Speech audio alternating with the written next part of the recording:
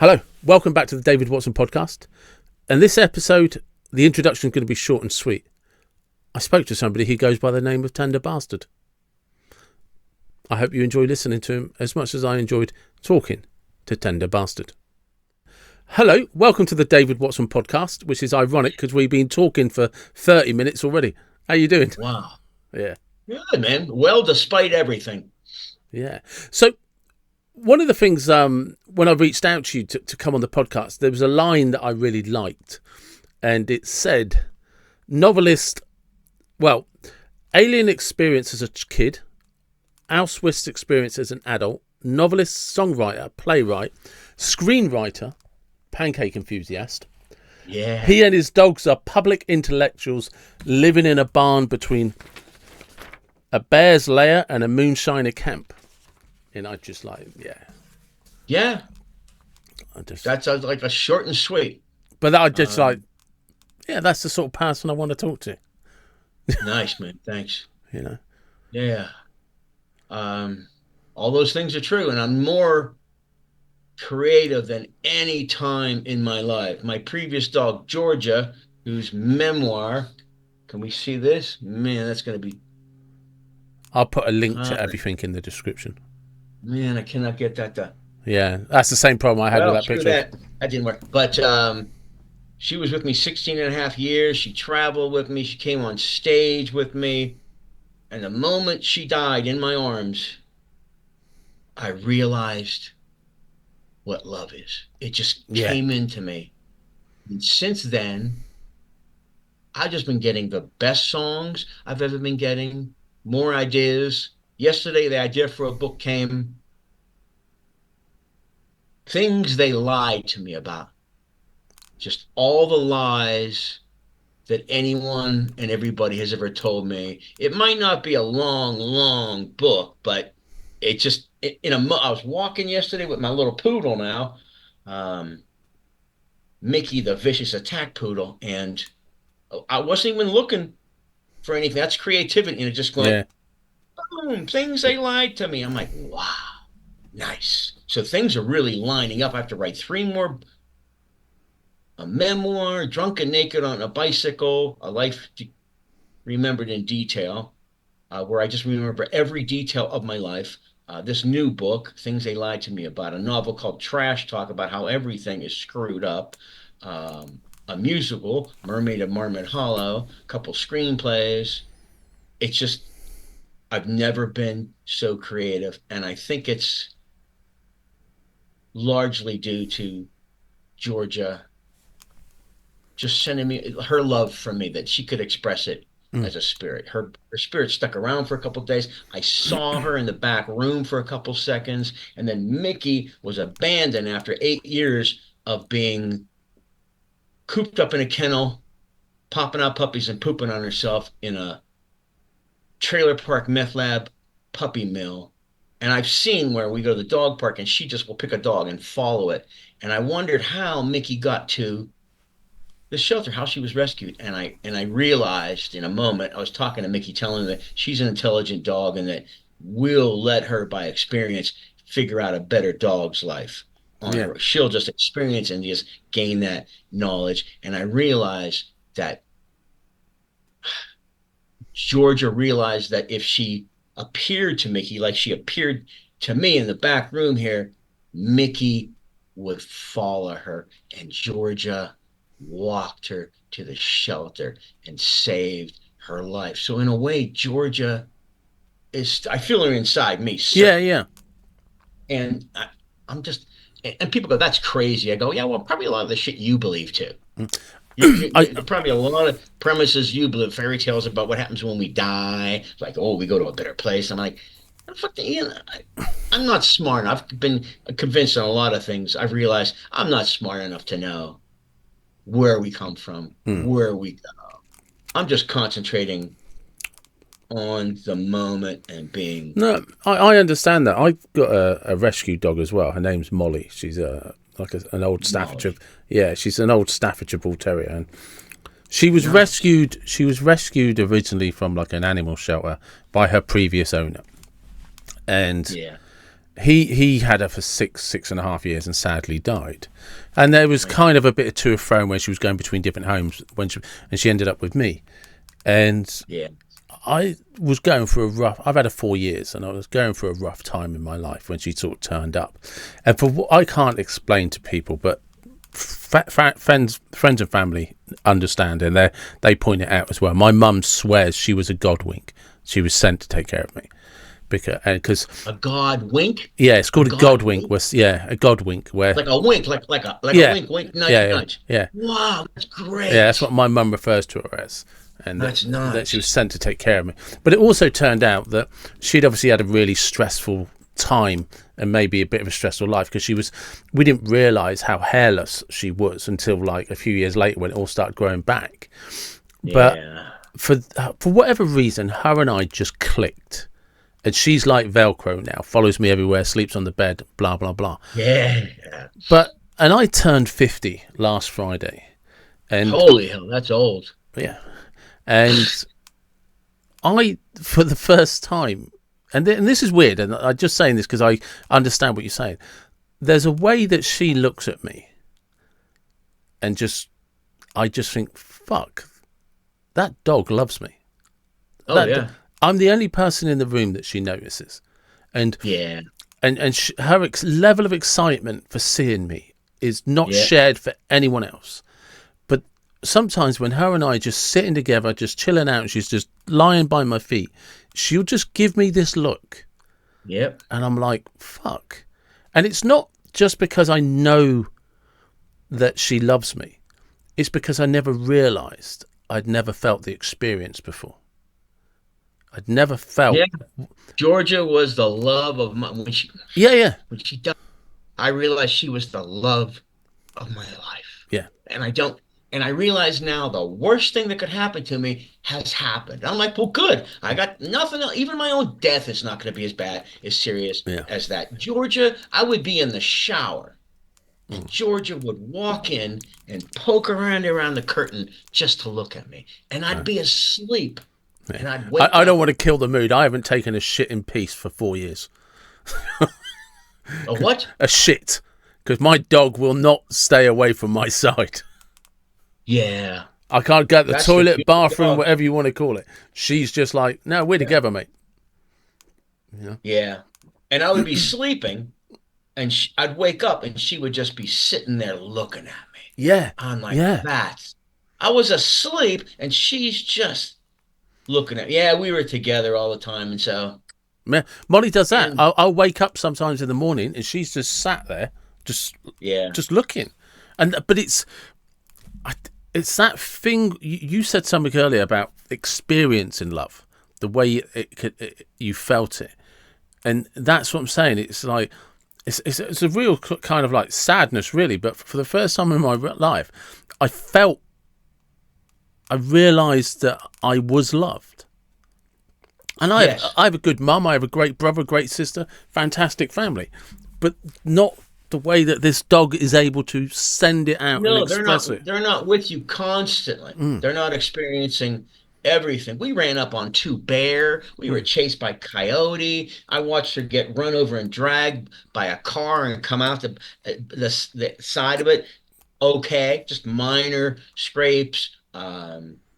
She was held by a governor, a senator, blessed by an Oklahoma medicine man, a Catholic priest, a Buddhist monk. We swam in the ocean in Key West. We climbed the Continental Divide. She went on stage with me. I had to play in New York City. Um, and, and we went there to film it because I realized, like, if I want to do something done right, get it done right. Plus, I want to meet the cast and experience. And she came on, which you can see on the website, Moon Over Mangroves. If you go on video, if you go on YouTube, we can find it on the website. Yeah, we were just together all the time. And then she started dying, and I should have let her die. She kept walking away. I should have let her walk away and died, but she suffered for 5 hours. And then she died in my arms. She took her last three breaths.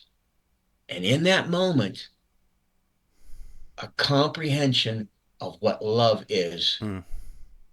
again, like the book the other day, I wasn't expecting that, but uh, her spirit's inside mine. We were entangled, like we were just.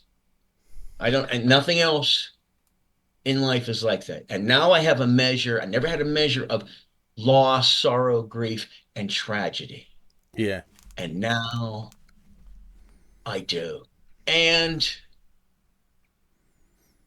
I'm okay with it because you have to be. I'd rather have her here, but and I love Mickey now because she needs someone and she's Yeah. coming along a lot. But that's spirituality to me. That's these lessons that I don't expect until in the moment they come to you and you go, "Ooh, that goes in the plus column." Yeah. Yeah. Yeah. No, definitely. Definitely.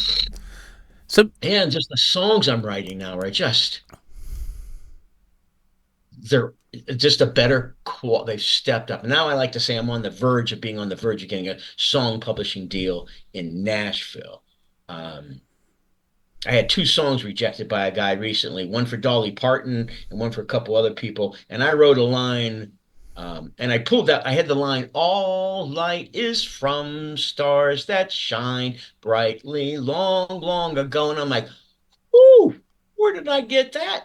And then mm, I didn't couldn't do anything with it. And then I see a listing for Dolly Parton one songs, positive inspirational message, big theme, strong chorus, promotes her legacy of inclusion. I'm like, take that, dust that line off, and write a song. And I did, and I sent it. And one of the lines in the song is, "When all this fighting is over and done, maybe we'll realize nobody's won." And the guy that I sent the song to, he goes, "I don't understand." He goes, "I don't understand that line. When I read it, I thought, what fighting?" I'm like, "What fucking planet are you on?" mm. That's innuendo. That's called innuendo. When you write something Yeah. and you expect people to know it means something bigger. And it just went on him. So what I learned from that is don't ever pitch a song to him. We're just not right. He Yeah. just Yeah. doesn't get my. That was the lesson.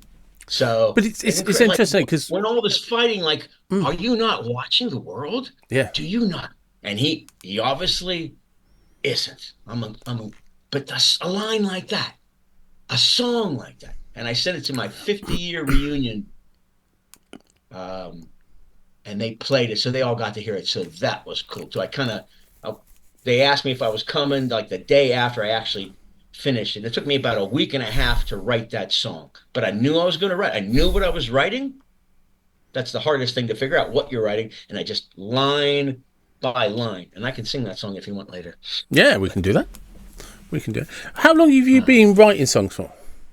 you know, I actually started when I was probably like 17. I started writing like a lot of teenagers poetry Yeah. and thing. And then I met this friend down the street who I saw in the band. The school band was him on bass, this other guy on guitar, and another classmate on drums. And I would just see them, and I'm like, look at that. They're doing it at the school dances and stuff. And so I met, hooked up with him, and I go down to his house, and his house is kind of like on a hill in a little valley. And we smoked a joint as much as the joint as we wanted to. And then I go, I'm writing the lyrics. And he goes, "Oh, I play the acoustic guitar, the electric guitar, the steel guitar, the bass guitar, and the trombone." And then he proceeded to show me, and I'm like, yeah, you get humbled. I'm like, damn. Yeah, so I'm writing lyrics. So we started writing songs. And then he didn't want to travel for shows or anything. And I realized, like, oh man, I gotta learn to play an instrument so I can write songs on my own. So I started picking up the guitar and learning. I've since learned in the second half of my life, I've started playing songs, writing songs on the piano, the mandolin, the ukulele. I've started playing the penny whistle um, more. I haven't written anything on. I actually had started a song that fits with penny whistle. Um, so I've just been writing songs. Yeah, about 50. It's the thing I did the longest. Yeah. And then I became a story writer, then a novelist, then a screenwriter or playwriter. But most of that creativity has come in the second half of my life. So I'm really grateful for that stuff. I wake up every day now and I'm looking forward to. I pick up the guitar and see if there's anything there yet and stuff. So, Hmm. but I'm starting making inroads in Nashville, and that only means that first tier, that guardian of people, the song pluggers and publishers who can get to Dolly Parton. I can't get to. I've tried before, and it just you don't get to those artists. There are these people now. Song publishing companies used to hire staff writers. Yeah. They still, but they figured out a way to save money. Is they just get you, and it's pay to play. I don't like it, but I'm trying to get through that first tier of these people where you spend like $35 to pitch a song. Yeah. And I'm kind of okay with that because I got the songs. I just need, like in my book publishing, I need to find that one person that gets my stuff. Yeah. I went at the dog park. There's a woman that I know as an acquaintance, and she is her friend is friends with this country singer Dirks Bentley. And she goes, and I've been telling her I'm a songwriter now and trying to get ahead. And she goes, well, give me a song for Dirks, and I'll send it to my friend, and maybe he'll send it to her, which cuts out all the getting. I mean, it's 3 degrees of separation or whatever. So Hmm. I'm waiting to hear. We're going to the dog park tomorrow. I sent her what I think is a Dirks Bentley song. He's a rocker. He likes to rock. He's like these guys, Jason Aldean, Eric Church. There's the cowboy hats. There's the farm cap hat, the redneck that would identify. And then he doesn't wear a hat in his videos or anything. I'm like, yeah, he just wants to rock. Yeah. Yeah. And so let's see what happens. It's out of my hands. I sent the song to her. I guess she's gonna send it to a friend. If she thinks it's good enough, I'll find out tomorrow. Hey, did you think it was good enough? Did you think it fitted him? It's called American Boy, and I heard some of his up-tempo rock, and then he likes to cover, um, they say 90s rock, but he does a cover of Tom Petty and the Heartbreakers' American Girl, which is 76. Yeah. And I'm like, again, boom, boom, boom, American Boy jumps up. And the end line is now all he wants to do is play his guitar. He gets the girl, loses the girl, and now all he wants to do is play his guitar. So fingers crossed, maybe I'll get my first song published and recorded by somebody, and then I immediately start looking for a songwriter manager. Yeah. Get someone who will take my songs and pitch them every day. So it's nice to be creative as all this crap is going on with these candidates we have now for president and vice president and just everything, food prices, pharmaceuticals. I went to a new doctor the other day, and this has never happened before. He sends 5 prescriptions, and I'm not a pill person. You know what that total, the balance is on those prescriptions? $1,200. Then he Fuck. wants me to do a Cologuard test. You know what that costs? I found $681. And then there's whatever the appointment costs. So to go see this doctor, probably about $2,400, Jesus. which proves that craziness of pharmaceuticals. And yeah, just to get my ass checked out, $681. Fucking hell. So I'm just glad, fortunate to be in my lane of Yeah. being creative. And if nothing comes of it all, I'm getting ready. I've been thinking I need to write another book. Now I need to write 3 books, a musical, and 4 screenplays. What's your So, process then? When you get an idea, how do you put it down on paper? I just start for this one novel, Trash Talk, which is about litter. The mayor and the waste management guy are trying to really dump on Troubletown all this trash so that they can repossess it and gentrify it. That's just the start of everything else that's fucked up is going in that book. Just everything that's fucked up with the world. Rudolph the Red-Nosed Reindeer. It might start with that, where I don't know what he'd be doing, but he's running through town, his hair is on fire. I don't know why, but that's creativity. So for that book, I probably have like 150 pages of notes. I just write down Yeah. interesting lines. Here's my attorney's. Here's here's the card for one of my 10 attorneys, and just all kind of Yeah. crazy stuff.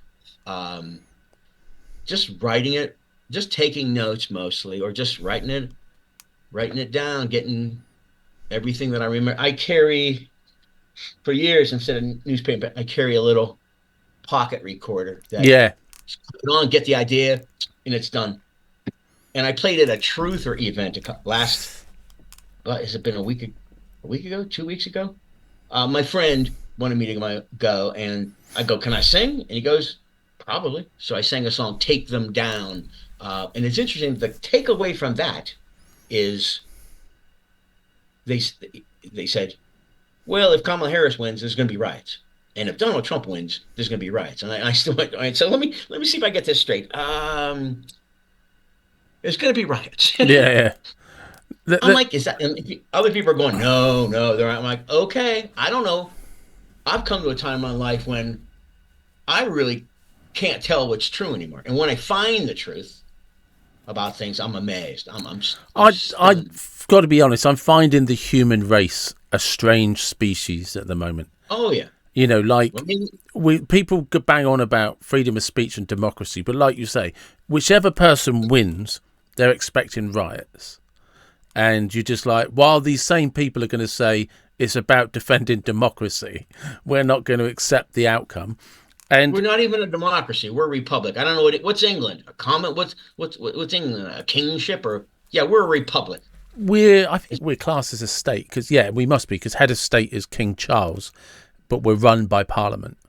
But there's a Yeah, I thing love called Parliament. the Royal Protocol, no, Royal Prerogative or something. So technically, King Charles, he's head of state, so he has ultimate authority over Parliament.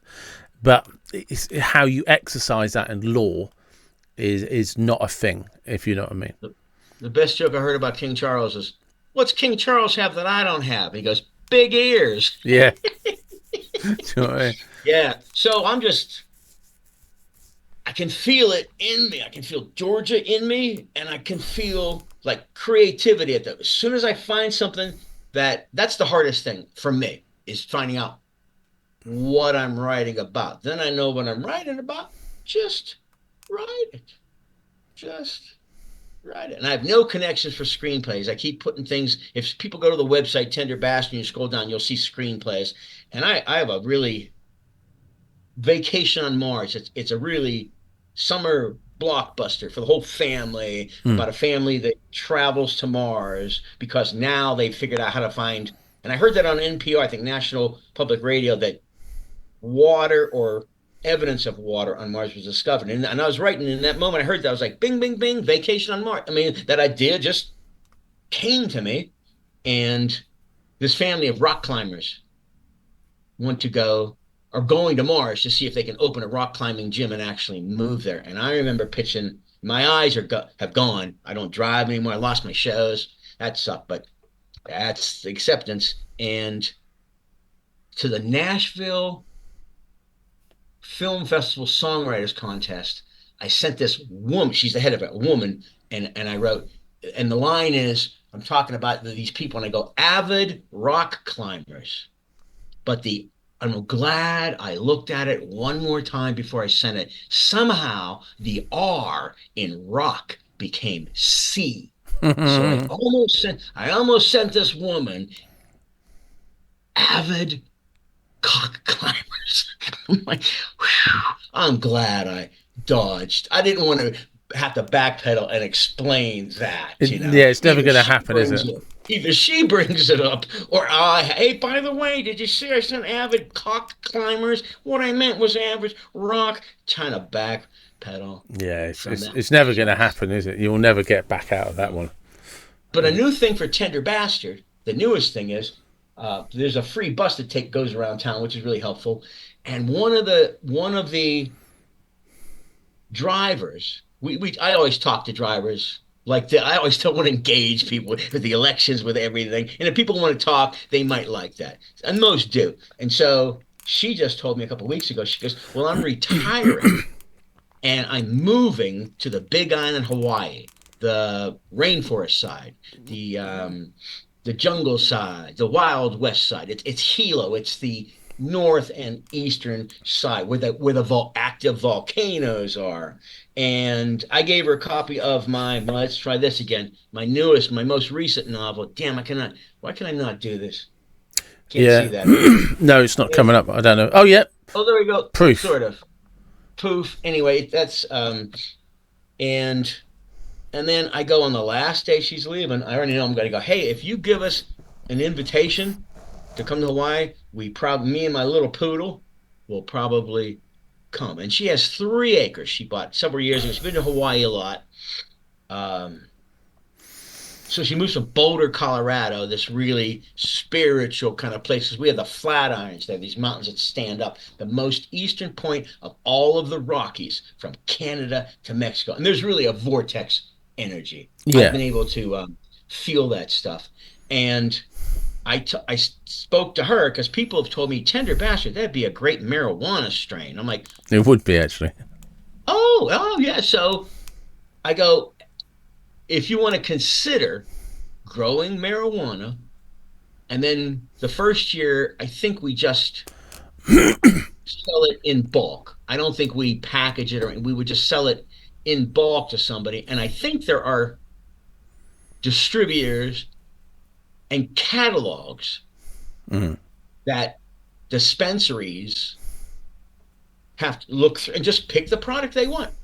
So that's the goal, to get it grown and packaged in and like a menu for them to read. So that's an idea that's finally come to that was never presented before. I never met anyone with land that might consider growing. And before that, I didn't talk to him.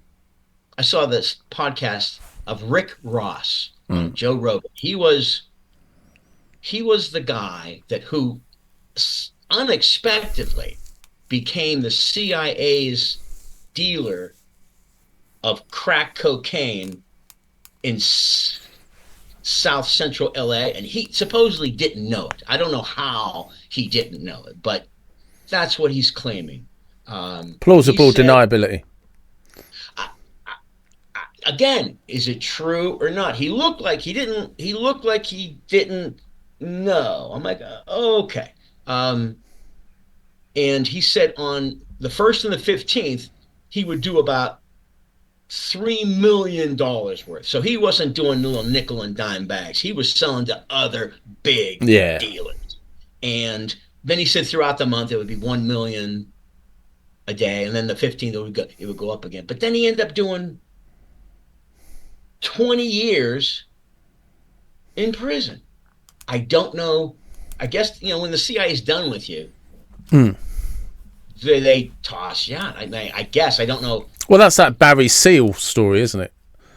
Who's Barry Seal? Barry Seal was the guy that was it was a Tom Cruise film, Made in America. He was the guy that was running cocaine from Colombia. Oh, okay, yeah. For the CIA. So, yeah.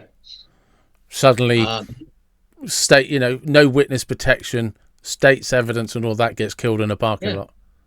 Oh. And at the end, does he get killed in a parking lot? I don't remember. I don't remember the movie, but yeah, he gets killed at the end. Yeah, he gets killed in a parking lot. Is he? Yeah. Because they say like the most suspicious part is he's got all this evidence of drugs. He's supposed to be going to court for smuggling drugs, and he suddenly dies, and people are like, because of who he knew, because of what he was connected to and who he was connected to. At the end of the Rick Ross Joe Rogan interview, Rick Ross goes, I have a dispensary. And I'm like, ding, ding, ding. Let's talk to him and see if he knows a grower, somebody that goes, yeah, Tenderbastard. That's a moneymaker. That would be fun too.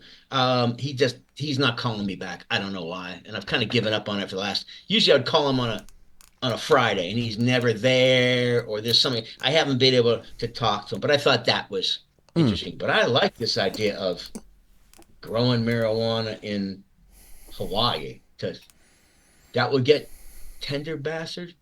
That's how I could get it going without asking anybody else to, hey, will you make a strain of Tenderbastard so we can sell it? Anyway, that's a good idea. Yeah, because that's changed. I mean, that's kind of, we don't hear about it much in the UK because the UK is very anti-drugs, establishment level sort of thing, because it really has changed the culture in America, hasn't it? The legalization of cannabis.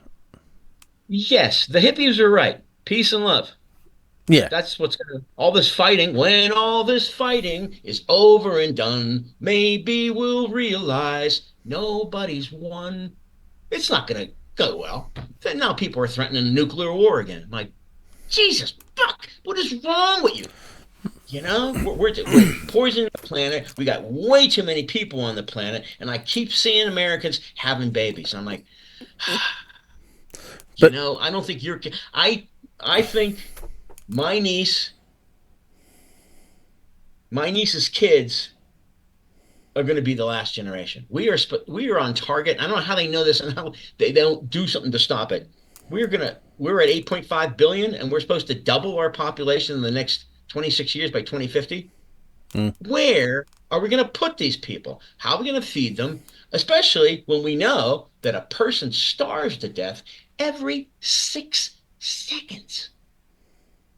I get it that corporations and stuff, food people and farmers, they want more consumers. But we're just doing ourselves. And the answer to the question, when will the human population become unsustainable for the planet? 1972. yeah, I think we're just marching to the cliff.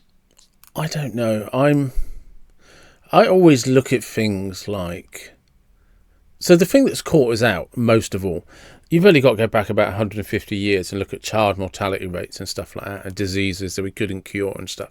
And it was a natural balance in effect. So if you look at history, or look at the environment or whatever, Mother Nature, the planet Earth, whatever you want to fucking call it, whatever beat to the drum you want to go down, has a natural stabilizer. Sooner or later, it will do its own thing, and there'll be nothing that we can do about it, because it's. Oh, we're at that point. They're talking about being at that critical point where it's. David Attenborough has a great series on the planet. One of your guys, and he's like the best one is during his lifetime from 1927 to whenever he passed a couple of years ago. He talks about how in less than 100 years, this final 100 years, we've destroyed 80% of what was wild and 80% of wild animals. 70% of birds on the planet are chickens. Yeah. It's just incredible. And in 1500, right after the second half of this world, which is astounding for all the time that humans were on the planet, they didn't know. Well, some did. The fourth migration out of Africa walked over to China and across the Bering Strait into what's Alaska, Canada, and they knew they were here. So only about 1500, Columbus didn't discover the Americas. No. He discovered the people that discovered America. And in 1500, there were 500 million people, 500 million. And population scientists say that was the time to just stop. But we didn't. 8.5 billion. We didn't hit 1 billion until about 1850-ish, I think it was. And look at that, 1850, that's only 170 years that we've created 8 billion. Well, that's the problem. We've kind of, in something like 150 years, we've put 7 billion extra people on the planet. And we're on track to double that number. Are there massive amounts of homeless people in England? No. There are homeless people, but not in. We have a shit ton of them everywhere. Just the Boulder, that's not like 10 miles from here, Boulder, Colorado, right up against the Rockies. A population of 100,000? 100,000? And they say that there's 1,000 homeless. I'm thinking there's more. There are homeless people everywhere Yeah. walking the streets. And Los Angeles, and there's some other place that has two distinct homeless populations. In town, in the what's it called, the textile district by Yeah. Chinatown, homeless there, and then at the beach. And I lived in Venice Beach. I literally lived on the alleyway right behind. You come out, you walk across the alley, you open a door, you walk between two buildings, boom, you're on Venice Beach. I know what you mean. There's a homeless population there. I lived in the Ellison, originally owned by Laurel and Hardy, the comedy team, and it was the building. When I'm moving in, the manager goes, "This is a great building. It's kind of like two open-faced buildings facing each other with a potted garden in the middle. Nothing's in the ground, but everything is. Some pots are really tall. Yeah, big trees and stuff." And he goes, "This is a great building. Jim Morrison used to sleep on the roof, but you can't go up there." I'm like, "Fuck, dude, walk away, walk away."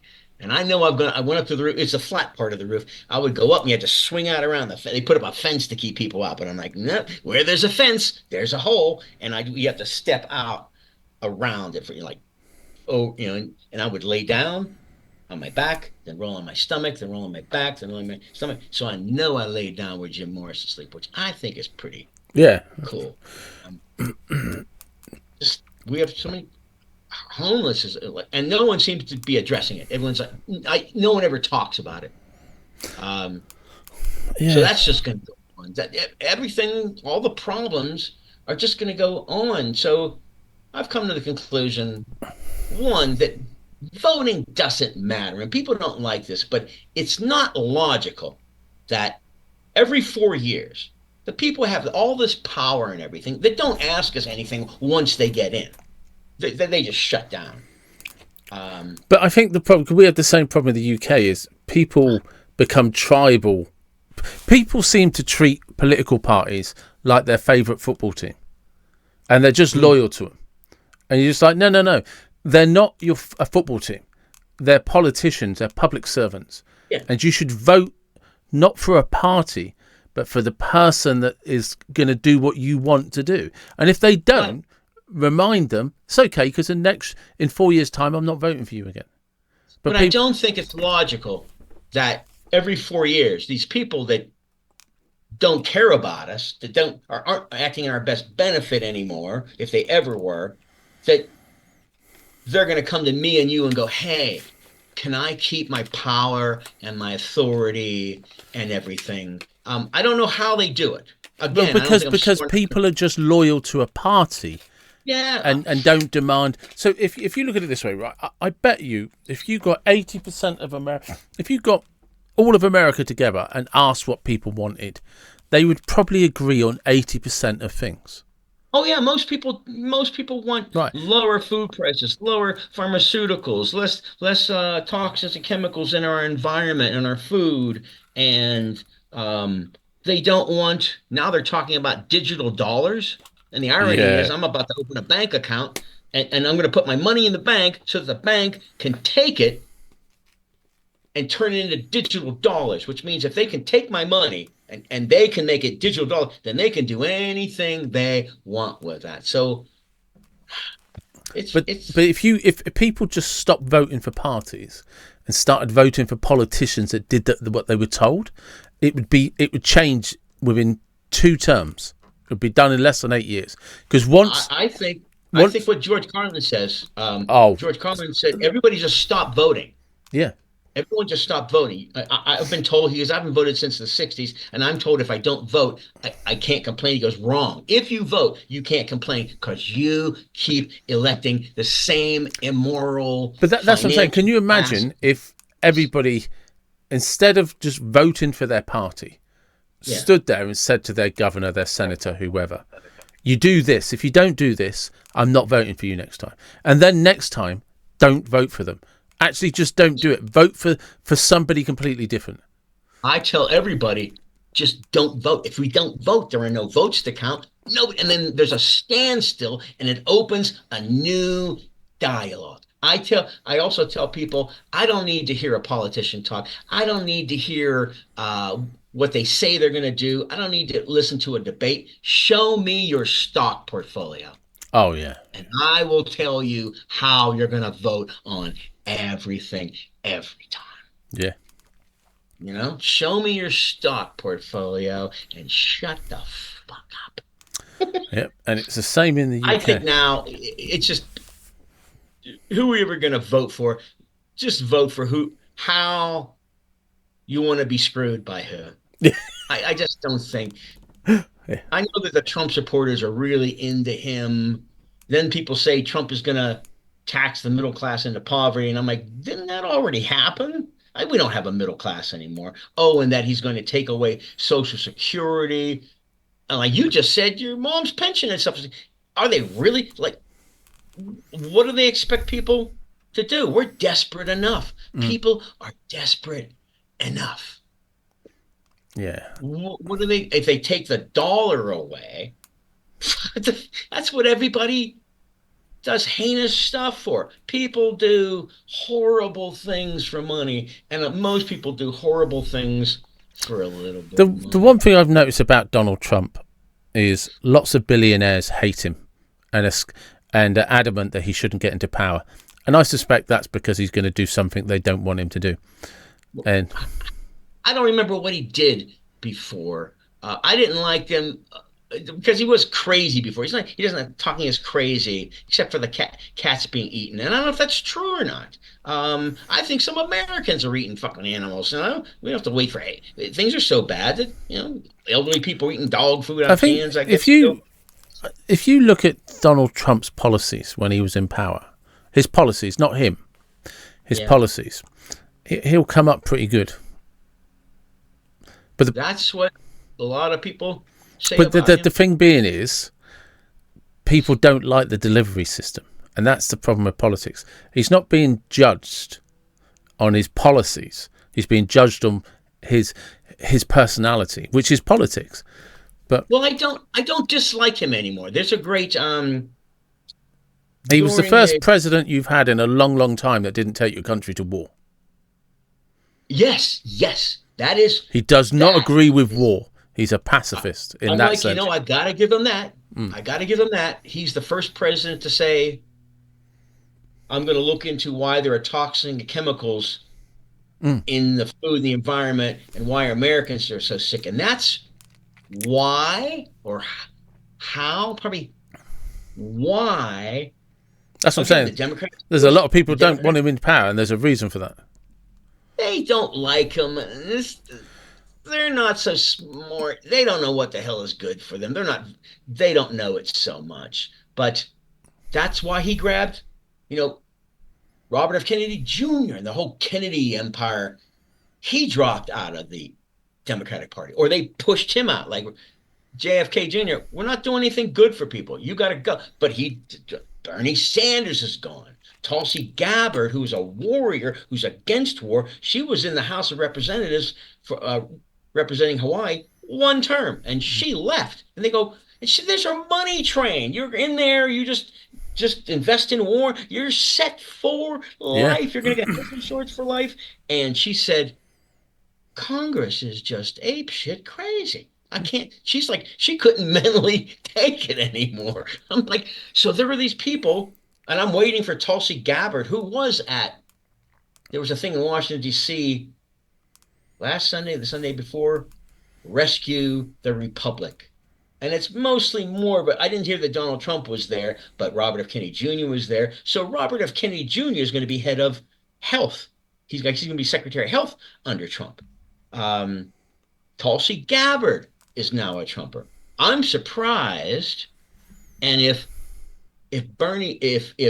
Trump just wanted to win on votes, the popular vote, more votes, he might still lose in the Electoral College, which is absurd, but if he could get Bernie Sanders to come over to his side, people who are voting Democrat at all, settling for Kamala Harris, settling for Joe Biden, settling for anybody, that would just be the end. I mean, if you get Bernie in, and Bernie Sanders has to say, like he said last time, follow me and vote for Joe Biden. And I'm like, Bernie, I can't do it. I got to leave you right here at the crossroads. But if he went over and told his people, he was the presumptive nominee. He won the caucuses of New Hampshire and Iowa. Barack Obama took New Hampshire. Hillary Clinton took Iowa, but then he won both in 2020. If Trump can lure Bernie Sanders over, all those Bernie Sanders voters who are settling now for all these other people, what are they going to do? Is Bernie Sanders going to go, follow me and vote for Trump? And I don't know if there was fraud in voting 4 years ago. I can't tell. I saw it in 2000. You could see the hanging chads and stuff. And now I go, is Trump going to cheat this time? Because they claim that Biden cheated last time. And they go, oh, he doesn't have to cheat. And I go, clearly he does. Clearly. If you assume that the Democrats are going to cheat again, it just seems crazy. But I was for Bernie Sanders, and I haven't voted in 25 years. I haven't voted since Clinton. I was going to come out of voting retirement for him. And the Democrats just sliced him out. Whereas the Republicans weren't behind Trump first. They tried to get rid of him. And he was like, I don't know if Trump would have been shot, or who would all his voters next go for?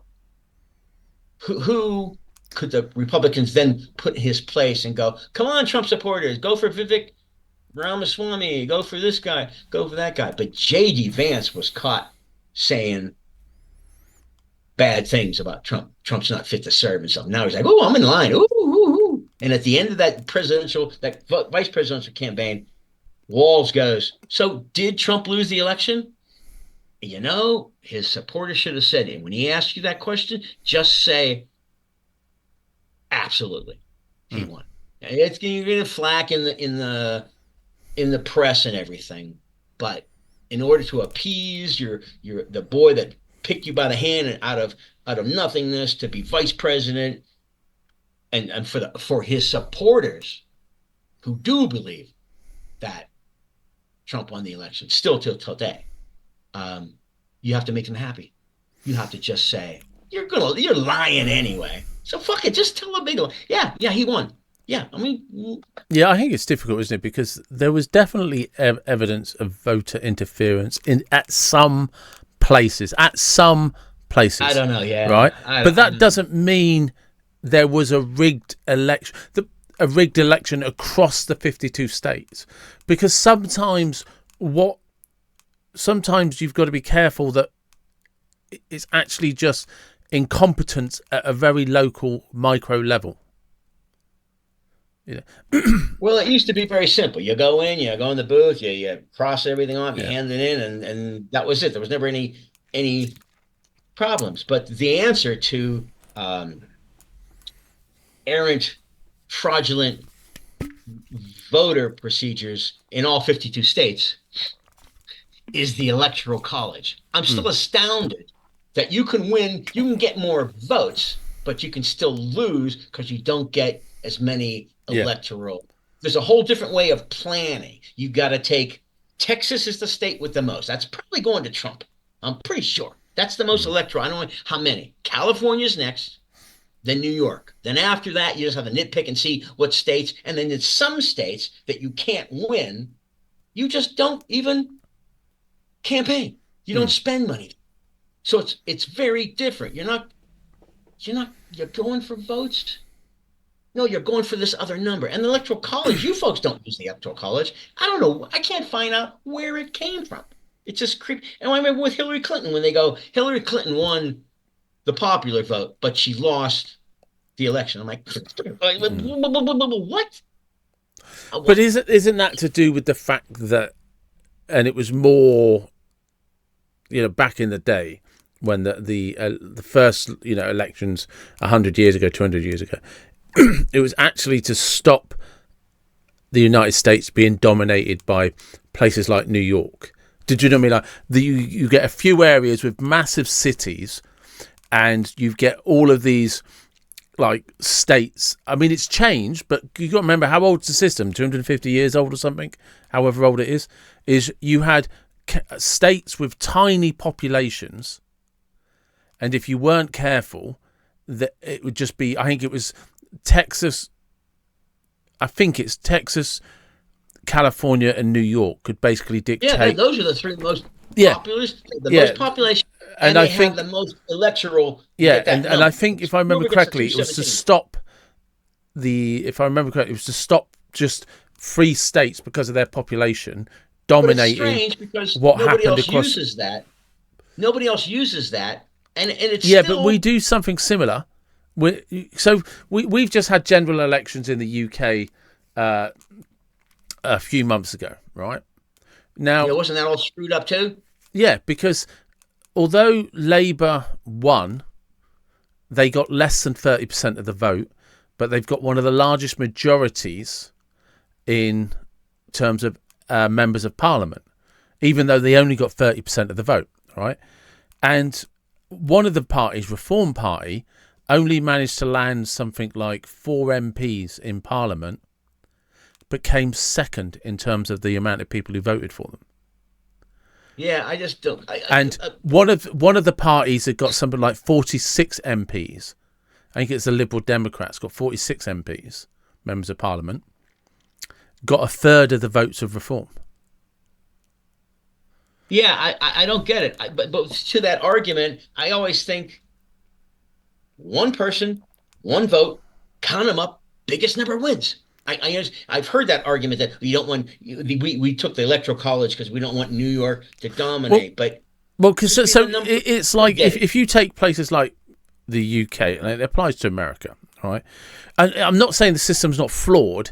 It's not what the intention was when it was set up 300 years ago.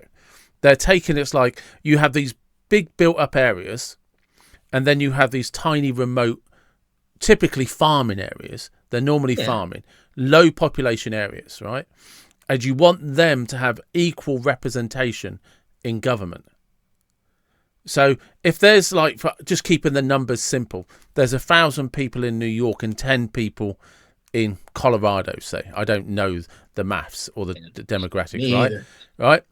Well, okay, those 10 people have to have equal representation to the same 1,000 people in New York. So your vote counts for one person and your vote counts for one person.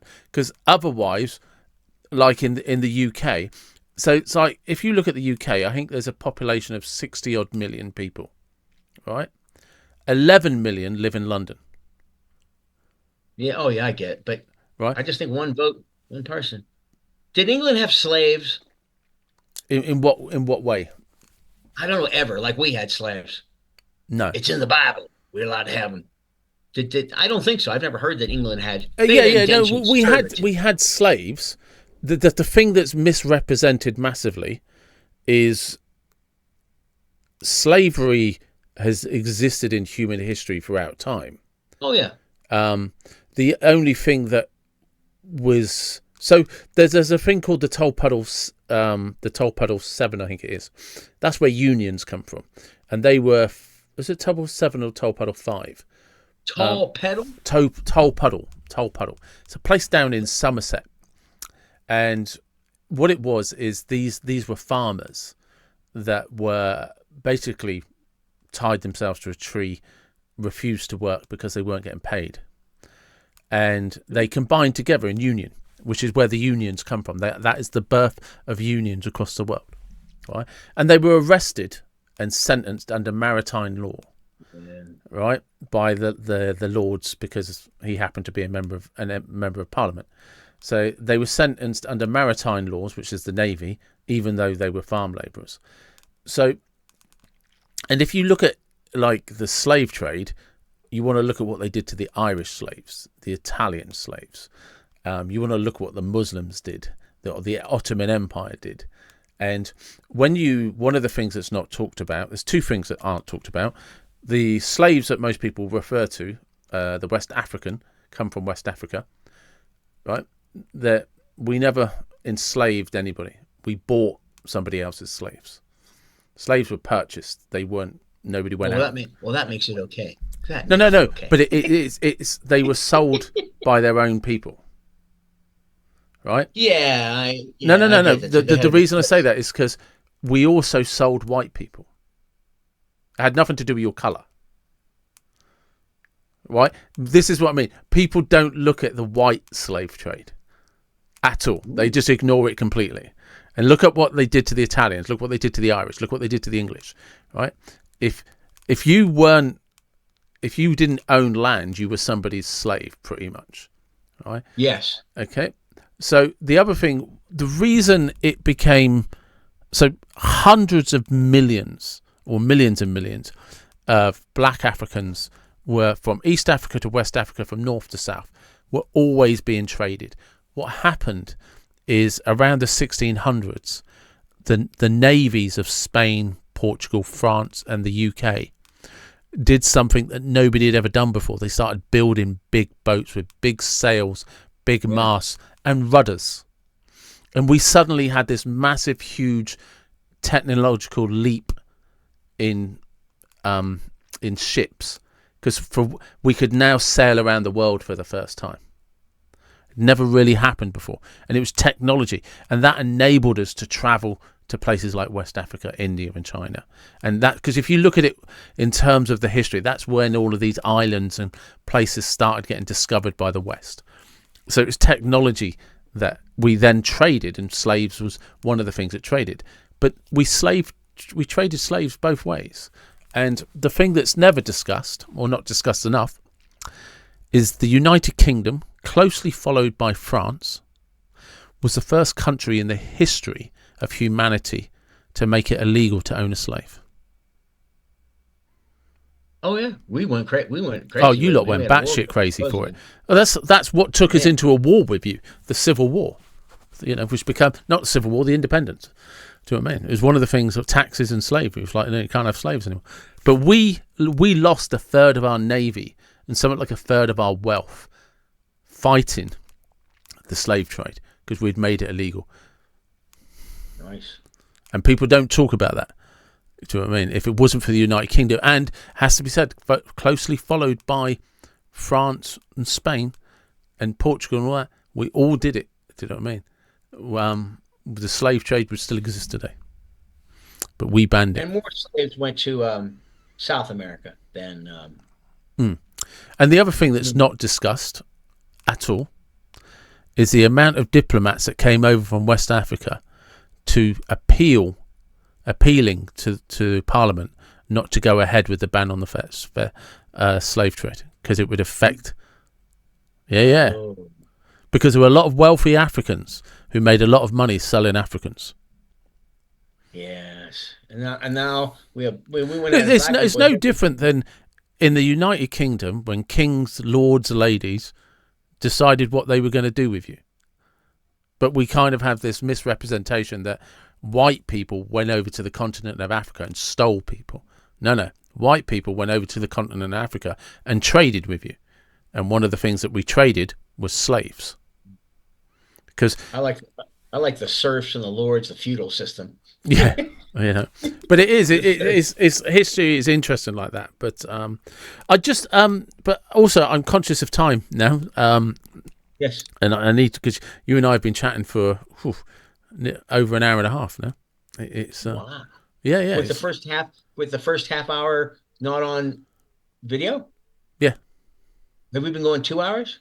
No, that's including that. But okay, nice. But the website is Tenderbastard.com. Tenderbastard.com. There's all kind of stuff there. The newest novel, Proof, I showed you, and just. But I'll put all of that in the description as well. Nice. Thanks. One of the things I'd like to ask, which is a random question I just enjoy asking before we go our separate ways. Firstly, thank you very much for your time. I do appreciate it. You're not going to ask me Beatles or Rolling Stones, are you? No. Oh, good. No. Good. No, I want you to use in your imagination. I want you to imagine that you have access to a time machine. Okay? Oh, man. Right? And I want you can go any place in history, any time, any when. Right? Bear with me. Where would you go? What car would you drive? And what music would you listen to? Man, I was going to say Egypt during the time of the Yeah, pharaohs. but you can. But it's a magical world. It's imagination, so you can still go there in a car. I guess there because I've just re-fascinated with the pyramids. Now, latest thing I've heard is that they were a battery, like a power Yeah, generator. Jesus. So I think I would go there, knowing that the Egyptians supposedly didn't build the pyramids. Whoever we was know in they didn't build the Egypt, pyramids. yeah, whoever was there, and the time keeps going back Mm. 3,000 years, 5,000, nine Mm. thousand, 12,000. That the Egyptians didn't build the pyramids. And I talked to an Egyptologist. I was playing on her land, but she kind of blew me off. I asked who was in Egypt before the Egyptians. She didn't give me an answer, but I imagine whoever was leaving Egypt after they built the pyramids and the Sphinx went, "Oh yeah, see those three big triangles? You can have those. Good luck." I don't Mm. understand. Those are on confluence lines in the on the earth and stuff. I guess I would go then. And even this morning, when I was walking with Mickey, um, I was thinking, what is the most, what is the smallest, most fuel efficient SUV? Mm. So I would drive that, and What would it I be? don't know whatever music they'd be jamming to, but it would be interesting if I was writing music in Egyptian times. I don't know what the instruments are, um, what that music sounded like, but I'd probably be listening to popular Egyptian music. And I don't know if they have a category of classical and popular that changed. Was there something like rock and roll Yeah, in man. Egypt? This new crazy, you know, came along. Everyone letting their hair grow. I let my hair grow about a year into COVID because I was hearing no about everything. I'd lost my performing career.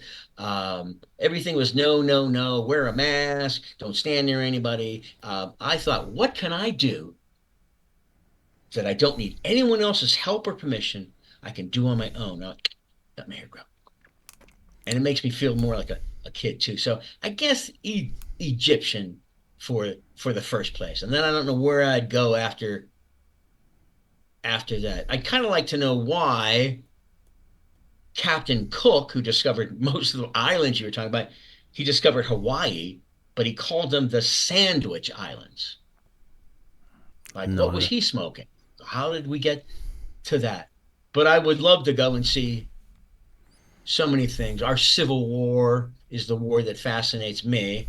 Why we call it a civil war, and why is World War One called World War One? Like, did people know? Like, oh yeah, this is World War One, but we're gonna have another. We're gonna call that World War Two. It's like, how did they World War One? I Like, how think did the they names know? came after the wars. I guess, but I think it's funny. It's supposed Yeah, there is an irony to it, you know. like World War One, World War Two, and now people are talking about World War Three. I'm like, knock that shit off. Where would you go? Who, me? Yeah. The first one would be 1980s London in a Ford Escort XR3i, just listening to Nice. 80s music. Yeah. I think one of the most amazing things, I guess it's on Savile Road, Yeah, the rooftop concert of the Beatles. do you know what I mean? I It go is just back and I go back and that's like 8 songs, but they start with uh Get Back, boom, yeah, and they're and playing live and it's so dynamic. Do they know that it's the last show? And over in the corner on piano is Billy Preston. You have to look at that, and that's on YouTube. yeah. The fifth. My second choice would be southern France, driving a convertible E-Type Jaguar, listening to sick French 60s music. French Yeah. 60s music. They had some amazing music in the I 60s. was on the Riviera as a kid, like 16. Yeah, I remember the yeah, rock yeah. Do you know what I mean? That that they had. Yeah. southern France around that time, the sort of like that. That's when things like So, Cannes and stuff started. Do you know what I mean? And to just be yeah. driving an E-type Jag down some of those roads. Was Jacques Brel popular in that time? Yeah, I think so. I think that's the beginning of Was his he? career and Although he stuff like was that. Belgian. He was Belgian, but he sang, I guess Yeah, they in France, in French. you know, Um, and yeah, it's do you want to hear just a song? We have to go. yeah. No, let's hear a song first. Okay. We'll So this finish. is the song I talked about, but I had that line. Yeah, All light is from stars that shine brightly long, long ago. And I didn't know what to do with it. I couldn't come up with anything. And I did the Beatles thing where you just sing nonsense syllables, but nothing was making sense until I see that pitch for Dolly Parton. Positive inspirational message, big theme, strong chorus, and promotes her message of inclusion. And this doesn't have a chorus. And that guy that listened to it goes, well, I was looking for a chorus. I'm like, why would you look for a chorus in a song that doesn't have a chorus? If you're pitching songs, I would assume you know verse, chorus, which is what country music is now. Verse, chorus.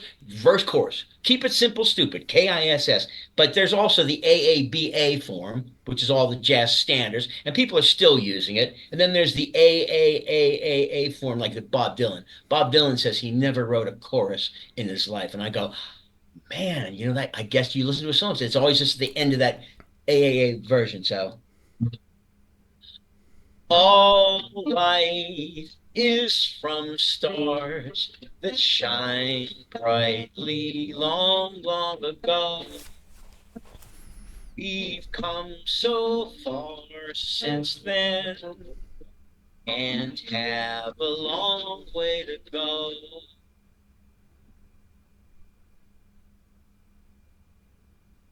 What we imagine is what we are. Remember this when we wish on a star.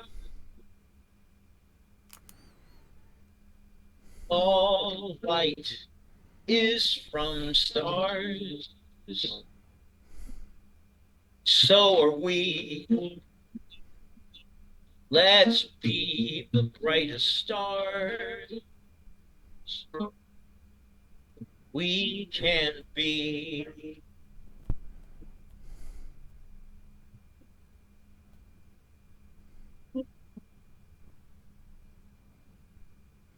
To every flower, from every seed, let's give each other the things we need.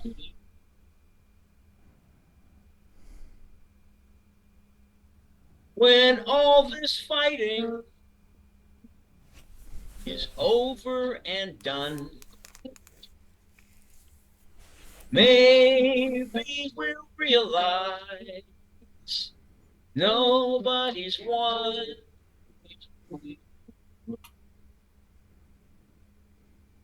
All light is our light.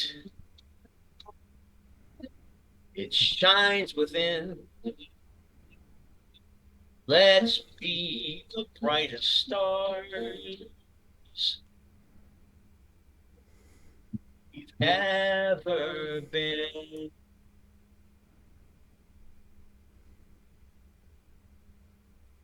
excellent.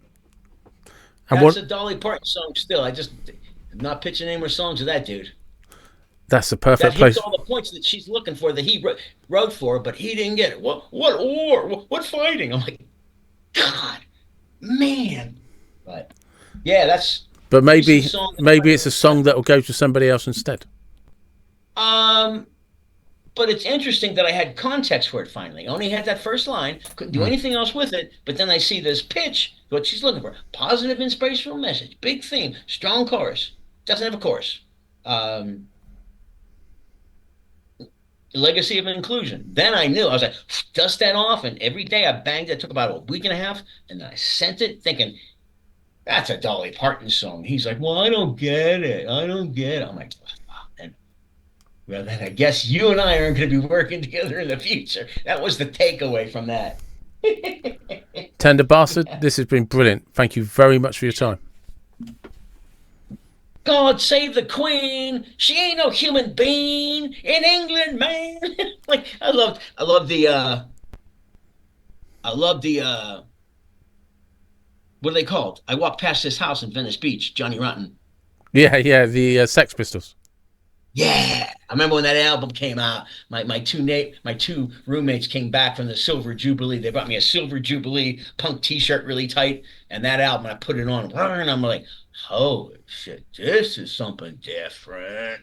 So, yeah, thanks for all the music. Thanks, man. Good talking with you. If you ever want to do it again, I will do it again. sure. Maybe a Christmas song. I have a great Christmas song. If you go on Tenderbastard, then you go up and it's the first little icon above YouTube. You can scroll down and see Let It Be Christmas, which was the song when my mother heard it. She admitted that her father had sexually molested her. I was like, that was a moment when I really learned the power of music. That I didn't ask, she just said, yeah, my father molested me. I'm like, dang. Cheerio, mate. And there you go. That was Tenderbastard. What a fantastic... I had so much fun talking to him before we even started. Him and I, you won't be surprised to know, carried on talking afterwards. And sometimes my favourite guests are just the people that talk, who just keep talking. And I don't particularly care whether we even have a topic. But I'm eternally grateful to him for coming on. And please do check out tenderbastard.com. The link will be in the description. And as always, to everybody that listens to my podcast, watches my podcast, everybody that supports me, thank you for subscribing, thank you for liking, thank you for sharing, thank you for listening and watching. You'll never understand how much I appreciate it, because I have so much fun doing this and I just love sharing it with you. So thank you very much. And as always, wherever you are from, whatever you believe, please do take care and be blessed. Thank you.